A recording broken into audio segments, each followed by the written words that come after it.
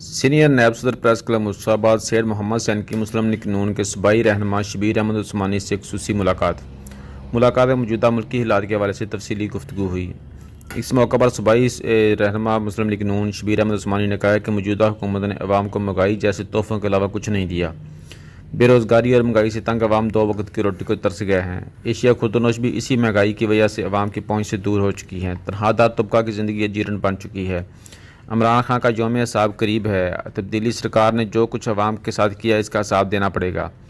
آنے والے الیکشن میں محب وطن پاکستانی تبدیلی کے نعرے کو ہمیشہ کے لیے دفن کر دیں گے۔ آنے والا دور مسلم لیگ نون کا دور ہے۔ میاں برادران ملک و قوم کو ترقی کی راہ پر گامزن کرنے کی مکمل صلاحیت رکھتے ہیں۔